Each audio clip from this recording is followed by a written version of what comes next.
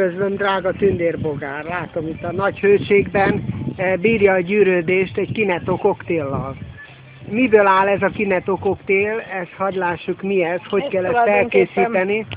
Ez nagyszerű dolog ez a koktél, mert egyszerűen saját magunk el tudjuk készíteni, nincs, aki ezt ihatja, ugye? Mert hogy igen, mert hogyan? Annyi, hogy jégkocka. Jégkocka, igen. Gyakorlatilag ananász beszőtt. Ananász, igen. De nem ananászkockát. Igen. És akkor az van, hogy ehhez akkor illetve géniót, ettől lesz ilyen gyönyörű piros. Génió, igen, ez igen. Génió, mert a Kinettót azt most reggeli koktélnak iszunk. Igen. Hogy azzal, és hihetetlenül finom, és mindenki számára fogyasztható.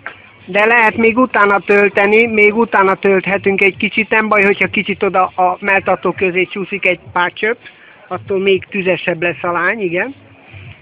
Ó, de finom. Úgyhogy mindenkinek nagyon ajánlom itt, hogy ha géniót rendel magának, ugye, ebben 7 becséssűrítmény van. Igen. Ebből rengeteg koktélt ki lehet. Hát ebből egy 10 litert biztos ki lehet hozni. Ki lehet szolgálni, és akkor beledobni. És ha megvadítjuk egy kis, mit tudom, egy kis konyakkal, vagy valami ilyesmivel. Ebben pont ez a jó, hogy nem kell megvadítani. Nem kell megvadítani? Egyáltalán, mert ebben a génió, ebben ugye benne van mindenféle gyümölcs, trópusi, exotikus gyümölcsök. Ja, hogy ez tele van trópusi mindenfélével. Persze, és nagyon finom, és nagyon kellemes, és ráadásul nem alkoholos. Nem és alkoholos. Mégis egy nagyon kellemes, mindenki számára fogyasztható, isteni finom, jó ízű, úgyhogy ezt kellene elrontani konyakkal, vagy bármivel. Jó, és akkor most ezután még milyen kívánsága van a hölgynek? Nekem most nincs kívánsága, most ezt itt elszűrtyölgetem. Elszűrtyölgeti, jó van.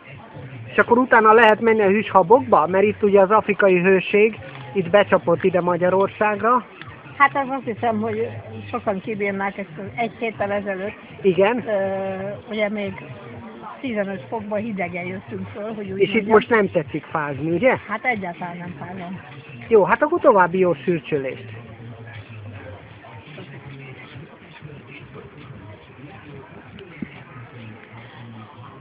Tobogó majorról tudósítottunk benneteket, további jó hűsölést a hűvös szobában.